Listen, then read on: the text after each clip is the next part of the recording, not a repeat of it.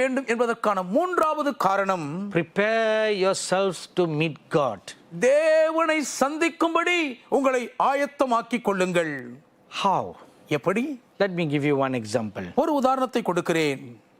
In Luke chapter 12 verses 16 to 21. லூக்கா 12ஆம் அதிகாரம் 16 முதல் 21ஆம் வசனம் வரை The Lord Jesus told a parable concerning a very rich man who cared for nothing.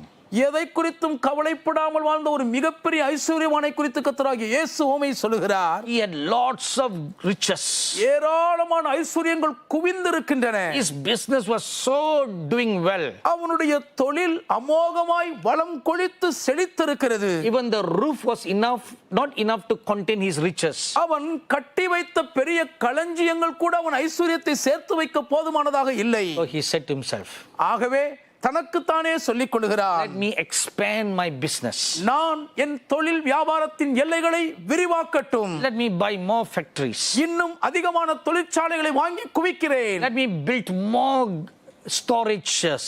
இன்னும் அளவுக்கு அதிகமான களஞ்சியங்களை, கிடங்குகளை நான் கட்டப் போகிறேன். And he said to himself one night, ஒரு நாள் இரவில் தனக்குத்தானே சொல்லிக் கொள்கிறான், after a great dinner before he went to bed, நன்றாய் சம்பிரமமாய் சாப்பிட்டு இரவு படுக்க செல்லும் முன்பு, oh my soul, என் ஆத்துமாவே, for 3-4 generations I have so much of riches. 3-4 தலைமுறைக்கு வேண்டிய அளவுக்கு தாராளமாய் நிறைவாய் ஐஸ்வர்யங்களை சேர்த்து விட்டேன். I don't need to work anymore. இதுக்கு மேல நான் வேலை செய்து உழைக்க வேண்டிய அவசியமே இல்லை. And he slept. படுத்துறங்கினான். That night God spoke to him. அந்த இரவில் தேவன் அவனோடு கூட பேசினார். Oh you great fool, ஓ பெரிய மதிகேடனே, tonight you will die. இன்று இரவு நீ செத்து விடுவாய். What will happen to all your riches? நீ சேர்த்து வச்ச சொத்து ஐஸ்வர்யமெல்லாம் என்ன ஆகும்? You prepared yourself with great riches, உனக்கென்று மிகப்பெரிய ஆஸ்தி அந்தஸ்து ஐஸ்வர்யத்தை எல்லாம் ஆயத்தமாக்கினாயே, but you did not prepare your soul to meet the living God. ஆனால் ஜீவனுள்ள தேவனை சந்திப்பதற்கு ஏதுவாக உன் ஆத்துமாவையோ நீ ஆயத்தப்படுத்த தவறிவிட்டாயே. In 1993 I was going to a place in the northernmost part of Sikkim for the work of God. 1993ஆம் ஆண்டில் தேவனுடைய ஊழியத்திற்காக சிக்கிமின் அதிக வடகோடி பகுதியில் நான் போய் கொண்டிருந்தேன். That place was very close to the China border. அந்த இடம் சீன எல்லைக்கு மிகவும் அருகில் இருக்கிறது. But then I received a very urgent call to go to a place in Darjeeling to pray for one very sick girl. அந்த நேரத்தில் தான் டார்ஜிலிங்கிலே மிகவும் நோய்வாய்ப்பட்டிருக்கிற ஒரு பெண்ணுக்காக ஜெபிக்க வேண்டும் என்ற ஒரு அவசர அழைப்பு எனக்கு வந்தது. This girl's parents are very wonderful partners of our ministry. இந்த சிறு பெண்ணின் பெற்றோர்கள் எங்கள் ஊழியத்தில் மிகவும் அன்பான ஒரு பங்காளர்கள். There is a place in Darjeeling Hills called Kurseong. Darjeeling மலைப்பகுதியிலே கர்சியாங் என்ற ஒரு இடம் இருக்கிறது. And there is a very famous TB hospital. அங்கே புகழ்பெற்ற ஒரு சயரோக அந்த மருத்துவமனை இருக்கிறது. This young girl is 25 years old. இந்த இளம் பெண்ணுக்கு 25 வயது. And she was dying of tuberculosis. அவள் சயரோக வியாதியின் பாதிப்பினால் மரித்துக் கொண்டிருந்தாள். So I went to the hospital. ஆகவே மருத்துவமனைக்கு சென்றேன். I was very shocked to see this young girl. அந்த இளம் பெண்ணை பார்த்த உடனே மிகுந்த அதிர்ச்சிக்குள்ளானேன். She was a very pretty looking young girl. பார்ப்பதற்கு மிகவும் அழகாயிருக்கும் ஒரு இளம் வாலிப பெண்ணாய் இருந்தவள். Now she looked a picture of death. இப்பொழுதோ மரணத்தின் காட்சியாக காணப்பட்டாள். There was shadow of death all over her face. அவள் முகம் முழுவதும் மரண ரேகை தாண்டவம் ஆடுகிறது. And she was skin and bones. எலும்பும் தோலுமாகி விட்டாள். And she has 2 little children. 2 பச்சிளம் பிள்ளைகள் அவருக்கு இருக்கிறார்கள்.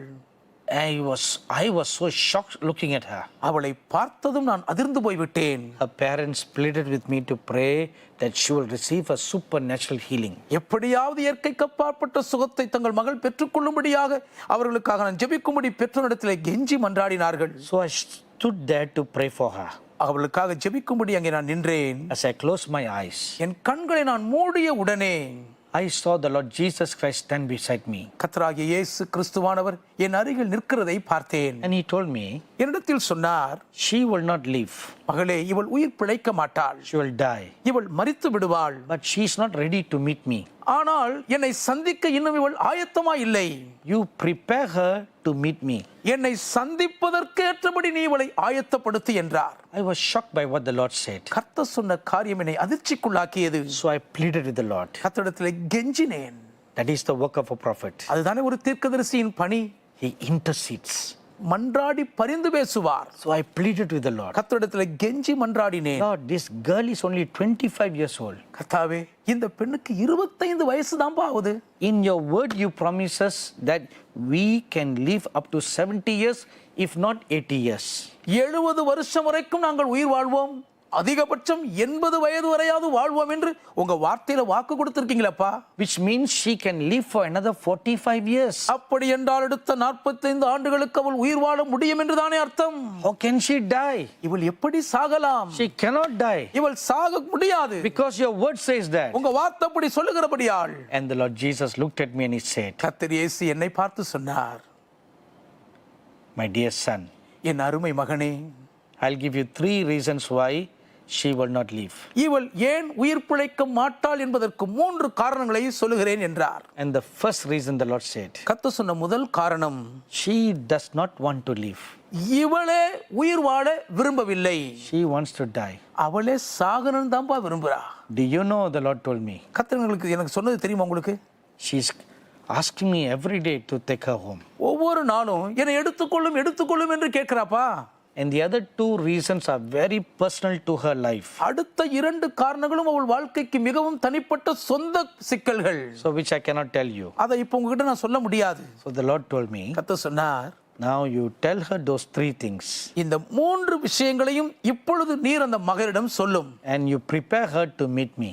என்னை சந்திப்பதற்கு இந்த மகளை ஆயத்தப்படுத்தும். So I asked her parents and her church pastor to go out of the room. ஆகவே அந்த மகளுடைய பெற்றோர்களையும் அந்த திருச்சபையின் போதகரையும் அறையை விட்டு வெளியேறும்படி கேட்டுக்கொண்டேன். I pulled a chair closer to the girl and I sat down. ஒரு நாற்காலியை இழுத்து அந்த பெண்ணுக்கு அருகிலே போட்டு அமர்ந்தேன். And I looked at her and I said, அந்த மகளை பார்த்து சொன்னேன், my dear daughter, என் அன்பு மகளே, shall I pray a healing prayer for you to get well and whole? உடல்நலம் தேறி நீ ஆரோக்கியமாகும்படி உன்னுடைய சுகத்துக்காக நான் ஜெபிக்கட்டுமா? She kept quiet. அவள் அமைதியா இருந்தாள். Then I told her the 3 things that the Lord showed to me. அடுத்ததாக கர்த்தர் எனக்கு காண்பித்த 3 காரியங்களையும் அந்த மகளிடத்திலே சொன்னேன். And tears rolled down her eyes. அவள் கண்களிலிருந்து கண்ணீர் வழிந்தோடியது. She acknowledged that those 3 things are correct. அந்த 3 காரியங்களும் சரியானதுதான் என்று அவர்கள் ஒப்புக்கொண்டார்கள். Then I explained to her how to meet God.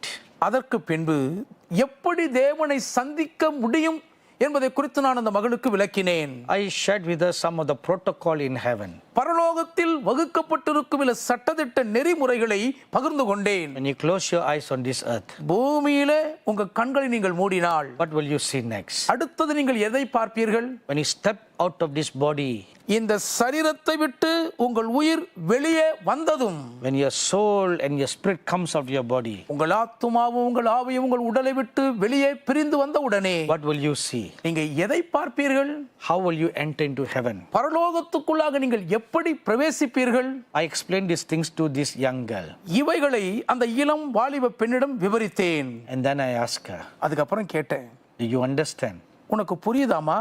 Do you feel that now you are better prepared to meet God? தேவனை சந்திக்க இப்பொழுது நன்றாக ஆயத்தம் அடைந்து விட்டோம் அப்படின்ற ஒரு உணர்வு உனக்கு இருக்கான்னு கேட்டேன். She smiled and she said yes. புன்னகையோடு கூட ஆமாயான்னு சொன்னா. I called her parents and the pastor to come into the room. பெற்றோர்களையும் போதகரையும் அறைக்குள் வரும்படி கூப்பிட்டேன். I said, now let's pray. இப்போ நம்ம சேர்ந்து ஜெபம் பண்ணலாம்னு சொன்னேன். And when I prayed, நான் ஜெபித்த போது the glory of God came down into that room. தேவனுடைய மகிமை அந்த அறைக்குள்ளாக இறங்கி வந்தது. And that precious daughter was filled with the glory of God. அந்த விலையேற பெற்ற அருமை மகள் தேவனுடைய மகிமையினால் முழுவதும் நிரப்பப்பட்டார்கள். Instantly the shadow of death departed from her face. உடனடியாகத்தானே மரண நிழல் அவள் முகத்தை விட்டு விலகியது. And a light came shining on her face. அவள் முகத்தின் மீது ஒரு பேரொளி வெளிச்சம் பிரகாசித்தது. The parents thought she was healed. அவள் சுகமாகி விட்டாள் என்றுதான் பெற்றோர்கள் நினைத்துக் கொண்டார்கள். And I left the hospital. நான் மருத்துவமனை விட்டு வெளியேறிவிட்டேன். I went up to the mountains to minister unto the Tibetans. திபெத்திய மக்களுக்கு ஊழியம் செய்யும்படி நான் மலைகளுக்கு போய்விட்டேன். And during that 1 week that I was away, நான் வெளியே தூரத்தில் ஊழியம் செய்த அந்த 1 வார காலத்துக்குள் his dear daughter slept in the Lord. இந்த அருமை மகள் கர்த்தருக்குள் கண்களை மூடி நித்திரை அடைந்தாள். Upon my return, I went to pay my respects to the family. திரும்பி வந்த பின்பு இழந்த துக்க வீட்டாருக்கு நான் ஆறுதல் அளிக்கும்படி போயிருந்தேன். And the mother and the father hugged me and they cried and they cried. தாயும் தந்தையும் என்னை கட்டி பிடித்துக் கொண்டு கண்ணீர் விட்டு கதறி அழுதார்கள். And they told me என்னிடம் சொன்னார்கள், the last 1 week of their daughter's lives were the best days in her 25 years of life. தங்கள் மகள் உயிர் வாழ்ந்த 25 ஆண்டுகளிலே அவளுடைய கடைசி ஒரு வாரம்தான் மிக சிறந்த மேன்மையான பாக்கிய நாட்கள் என்று பூரித்தார்கள். She was so happy and full of joy. அவள் அவ்வளவுக்கு மிகுந்த சந்தோஷத்தில் மகிழ்ந்திருந்தாளாம். And the last 1 week of her life, she was constantly worshiping and praising God. தன்னுடைய வாழ்க்கையின் கடைசி ஒரு வார காலம் முழுவதும் தேவனை துதித்து எப்போதும் ஆராதித்து போற்றிக் கொண்டே இருந்திருக்கிறாள். Prepared to meet the Lord God. தேவனாகிய கர்த்தரை சந்திக்க ஆயத்தமாயிருந்தாள். In Matthew chapter 24 verse 22, மத்தேயு 24:22 வசனத்தில் the Lord Jesus said something like this. கர்த்தராகிய இயேசு கிறிஸ்து இப்படியாக ஒன்றை சொன்னார். There will come a time of great tribulation all over the world, உலகம் முழுவதும் மகா கொடிய உபத்திரவ நாட்கள் வரும், such as the world has never seen before. உலகம் உண்டானது முதற்கொண்டு அப்படி ஒரு காரியத்தை சம்பவித்ததே இல்லை என்றார். During those days, அந்த கொடிய நாட்களின் போது the days of the elect shall be shortened. தெரிந்து கொள்ளப்பட்டவர்கள் நிமித்தம் அந்த நாட்கள் குறைக்கப்படும். And unless those days were shortened, அந்த நாட்கள் குறைக்கப்படாதிருந்தால் no flesh would be safe. ஒருவனாகிலும் தப்பி போவதில்லை. But for the sake of the elect, ஆனால் தெரிந்து கொள்ளப்பட்டவர்களின் நிமித்தமோ those days shall be shortened. அந்த நாட்கள் குறைக்கப்படும். On the surface, the scripture may mean like this. மேலோட்டமாய் பார்க்கும்போது இந்த வசனம் இப்படிதான் நமக்கு அர்த்தம் புரியும். For the sake of the elect, தெரிந்து கொள்ளப்பட்டவர்களின் நிமித்தம் the times of tribulation will be shortened. உபத்திரவ நாட்கள் குறைக்கப்படும். Like for example, உதாரணத்திற்கு from 3 years to 1 year. 3 வருஷ உபத்திரவம் 1 வருஷமா குறைஞ்சிரும் நினைப்போம். That's how it looks like. படிக்கும் போது அப்படிதான் நமக்கு தெரியுது. But the Lord Jesus once showed me ஆனால் கர்த்தராகிய இயேசு ஒரு முறை எனக்கு காண்பித்தார் another perspective to this scripture. இந்த வேத வசனத்திற்கு மற்றொரு கண்ணோட்டத்தை எனக்கு தெரிவித்தார். The days will be shortened, meaning நாட்கள் குறைக்கப்படும் என்றால் the lifespan of the elect will be shortened, தெரிந்து கொள்ளப்பட்டவர்களின் ஆயுசு நாட்கள் குறைக்கப்படும். so that they will be taken away before the evil days. அதன் மூலம் கொடிய தீங்கு நாட்கள் தலைகாட்டும் முன்பே அவர்கள் எடுக்கப்பட்டு விடுவார்கள். Only God sees our heart. தேவனுக்கு மட்டும்தான் நம்முடைய இருதயத்தை பார்க்க தெரியும். He sees the end from the beginning. அவருக்கு முடிவு ஆரம்பத்திலேயே தெரியும். Will you survive in the days of tribulation? கொடிய உபத்திரவ நாட்களிலே நீங்கள் தாக்கு பிடித்து சமாளிப்பீர்களா இல்லையா? Will your faith be strong to last in the evil days? கொடிய தீங்கு நாட்களிலே இறுதி வரை தாக்கு பிடிப்பதற்கு உங்கள் விசுவாசம் உறுதியாய் இருக்குமா? He sees. அது அவர் பார்க்கிறார். If not, அப்படி இல்லாதிருந்தால் then your days are shortened, அப்பொழுது உங்கள் நாட்கள் குறைக்கப்பட்டு விடும். and He may save you. உங்களை அவர் தப்புவித்து ரட்சிக்கும்படி அப்படி செய்வார். I remember a meeting I conducted once in Gangtok in the year 1988. 88ஆம் ஆண்டு கேங்டாக்கிலே நான் நடத்திய ஒரு கூட்டம் ஒன்று நினைவில் வருகிறது. And while I was preaching, நான் பிரசங்கித்துக் கொண்டிருக்கும் போது the Lord showed me one particular man in the meeting. அந்த கூட்டத்தில் இருந்த ஒரு குறிப்பிட்ட மனிதரை கர்த்தர் எனக்கு காண்பித்தார். I tell him, அவரிடம் சொல்லும், today you will see the glory of God. இன்றைக்கு நீங்கள் தேவனுடைய மகிமையை காண்பீர்கள் என்று சொன்னார். He was in his 50s. அவர் தன்னுடைய 50வது வயதுகளில் இருந்தார். And that particular man went home. அந்த குறிப்பிட்ட மனிதர் தன் வீட்டுக்கு திரும்பி போனார். From the moment I gave the word to him, நான் அந்த வார்த்தையை அவருக்கு கொடுத்த சனப்பொழுதில் இருந்து, it was a small meeting of about 300 people. ஒரு 300 பேர் தான் கூடி வந்திருந்த அளவுக்கு ஒரு சிறு கூட்டம் தான் அது. And he was sitting quite close, very near to the stage. அவர் மேடைக்கு மிகவும் அருகில் பக்கத்தில் தான் அமர்ந்திருந்தார். When the Lord showed me, கர்த்தருக்கு காண்பித்த போது I could easily point my finger at him and said, you are that person.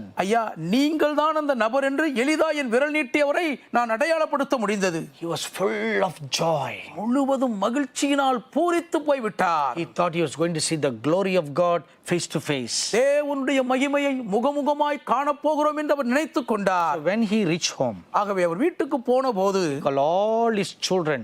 தன்னுடைய பிள்ளைகள் எல்லாரையும் வரவழைத்தார். வரவழைத்தார். All his grandchildren, பேரப்பிள்ளைகள் எல்லாரையும் கூப்பிட்டார். they all sat around him. எல்லாரும் அவரை சுற்றி உட்கார்ந்து கொண்டார்கள். He told them all the wonderful things that he witnessed in the meeting. அந்த கூட்டத்திலே தான் கண்கண்ட சாட்சியான அந்த அற்புதங்கள் எல்லாவற்றையும் விவரித்து சொன்னார். Whatever I spoke in the meeting, அந்த கூட்டத்தில் நான் எதெல்லாம் பேசினேனோ, as much as he could remember, he narrated to his family members. எந்த அளவுக்கு அவர் மனதில் நினைவிருந்ததோ எல்லாவற்றையும் தன் குடும்பத்தாரோடு கூட அவைகளை பகிர்ந்து கொண்டார். He shared with them all the testimonies of God's miracle working power in the meeting. அந்த கூட்டத்திலே அற்புதங்களை செய்யும் தேவனுடைய வல்லமை என்னென்ன செய்தது என்ற சாட்சிகளை எல்லாம் அவர் அவர்களோடு பகிர்ந்து கொண்டார். And he told every one of them, அவர்கள் எல்லாரிடமும் சொன்னார், should all live righteous lives, நீங்கள் எல்லாரும் நீதி நிறைந்த வாழ்க்கை வாழ வேண்டும், so that they'll all enter into the kingdom of God. இப்படி வாழ்ந்தால் நீங்கள் அனைவரும் தேவனுடைய ராஜ்யத்துக்குள் பிரவேசிப்பீர்கள் என்றார். Up to 2 o'clock in the morning, he spoke with every one of them. விடியற் காலை 2 மணி வரைக்கும் எல்லாரோடும் அவர் பேசிக்கொண்டே இருந்தார். Then they all went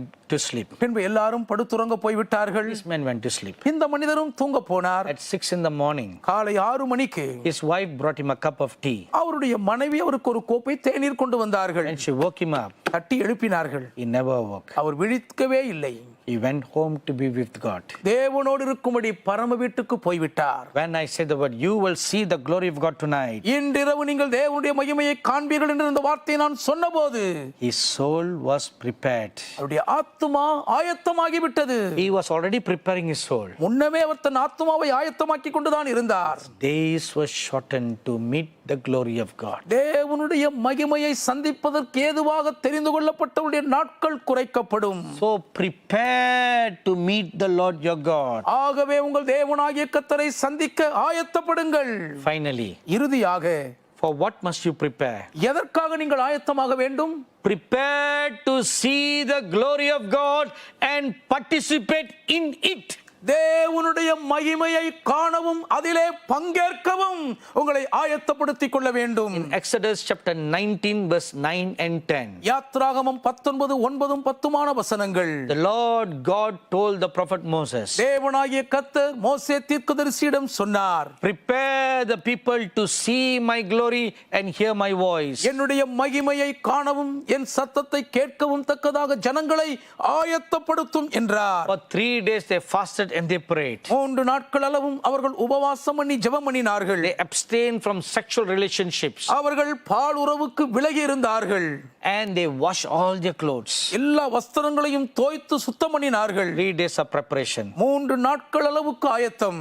In the same manner, அதே விதமாகத்தான் prepare yourselves உங்களை ஆயத்தப்படுத்திக் கொள்ளுங்கள். to see the glory of God that is coming. வரப்போகிற தேவனுடைய மகிமையை காண்பதற்காக, Not only to see, பார்ப்பதற்கு மாத்திரமல்ல, but also to participate in it. அந்த மகிமைக்குள்ளே பங்கு பெறவும் வேண்டும். The Holy Bible tells us பரிசுத்த வேத வாக்கியம் சொல்லுகிறது, in Haggai chapter 2 verse 8 and 9, ஆகாய் 2ஆம் அதிகாரத்தின் 8 9 வசனங்களில், that in the last days God will pour out his glory in a great manner. கடைசி நாட்களில் தேவன் பெரிதான அளவில் தம்முடைய மகிமையை ஊற்றுவார். The glory will be so great அந்த மகிமை எவ்வளவு பெரிதா இருக்கும் என்றால், that none of the glory in the past can compare to it. கடந்த காலத்தில் வெளிப்பட்ட எந்த மகிமையையும் இந்த மகிமையோடு ஒப்பிடவே முடியாத அளவுக்கு உயர்ந்திருக்குமாம். Why is it so?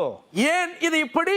Because Isaiah chapter 30 verse 26 says, ஏன் ஏசாயா 30:26 சொல்லுகிறது, the glory of the last days will be 7 times greater than all the past glories. கடைசி நாட்களில் வெளிப்பட போகிற மகிமை அதற்கு முன்பு கடந்த காலத்தில் வெளிப்பட்ட எல்லா மகிமையை பார்க்கிலும் 7 மடங்கு பெரிதா இருக்குமாம். About 15-20 years ago I was praying like this. 15-20 ஆண்டுகளுக்கு முன்பு நான் இப்படியாக ஜெபித்துக் கொண்டிருந்தேன். Lord, fill me with 2 times glory like how you fill the prophet Elisha. கர்த்தாவே, எலிசா தீர்க்கதரிசி நீர் ஆசீர்வதித்தது போல என்னையும் 2 மடங்கு மகிமையினால் நிரப்பும் என்று வேண்டிக் கொண்டிருந்தேன். You know the prophet Elisha prayed like that. Elisha தீர்க்கதரிசி அப்படி ஜெபம் பண்ணார்னு உங்களுக்கு தெரியும் அல்லவா? Before the prophet Elijah was taken up into heaven, எலியா தீர்க்கதரிசி பரலோகத்துக்குள்ளாக எடுத்துக்கொள்ளப்படுவதற்கு முன்பு he asked Elisha, what does he want? எலிசாவை பார்த்து உனக்கு என்ன வேண்டும் என்று அவர் கேட்டார். Because Elisha had faithfully served Elijah for 7 long years. 7 நீண்ட ஆண்டுகளுக்கு எலிசா எலியாவுக்கு உண்மையாய் ஊழியம் செய்ததினால் கேட்டார். 7 to 10 years he was a faithful servant to Elijah. 7 முதல் 10 ஆண்டுகள் வரை எலிசா எலியாவுக்கு உண்மையுள்ள ஊழியக்காரனாக பணிவிடை செய்தார். So Elijah wanted to bless his dear servant before he is taken up. ஆகவே தான் எடுத்துக்கொள்ளப்படுவதற்கு முன்பு தன் அருமையான ஊழியக்காரனை எலியா ஆசீர்வதிக்க விரும்பினார். And Elisha asked for double portion of the anointing that was upon the prophet Elijah. எலியா தீர்க்கதரிசியின் மீது இருந்த ஆவியின் இரட்டிப்பான வரம் தனக்கு வேண்டும் என்று எலிசா கேட்கிறார். And likewise he was rewarded. கேட்டபடியே அவர் பலன் அடைந்தார். Ever since then, அன்று முதற்கொண்டு every person prays this prayer like Elisha. எலிசாவை போலவே தான் எல்லாருமே ஜெபிக்க ஆரம்பித்து விட்டார்கள். Lord, give me 2 times more power. கர்த்தாவே இரட்டிப்பான வல்லமை எனக்கு தாரும். I'm sure you have done that. நீங்களும் நிச்சயம் அப்படி செஞ்சிருப்பீங்க. I did that. நானும் அப்படிதான் செஞ்சேன். So as I was praying, நான் ஜெபித்துக் கொண்டிருக்கும் போதே one day the Lord interrupted my prayer. ஒரு நாள் கர்த்தர் என் ஜெபத்திலே இடைமறித்து குறுக்கிட்டார். And he said, சொன்னார், why are you praying this unscriptural prayer? ஏம்பா வேதத்துக்கே ஒத்தாராத இந்த ஒரு ஜெபத்தை ஏன் நீ ஜெபிக்கிறாய்? I said, Lord, what do you mean unscriptural prayer? ஆண்டவரே வேதத்துக்கு முரணானன்னு என்ன சொல்றீங்கன்னு கேட்டேன். I turned my Bible to 2 Kings chapter 2. என் வேதத்தை 2 ராஜாக்கள் 2ஆம் அதிகாரத்திற்கு திருப்பினேன். I said, look at this incident, Lord. இந்த சம்பவத்தை பாருங்கப்பா, வேதத்தை தானே இருக்கு. Elisha prayed for 2 times anointing that was upon the prophet Elijah. எலியா தீர்க்கதரிசியின் மீது இருந்த அபிஷேகம் இரட்டிப்பான வரமாய் தனக்கு கிடைக்க வேண்டும் என்று எலிசா ஜெபம் பண்ணினாரே. So the Lord said, கர்த்தர் சொன்னார், I can see that incident there. அங்க அந்த சம்பவம் இருக்கிறது எனக்கு தெரியுதுப்பா, நான் பார்க்கிறேன்.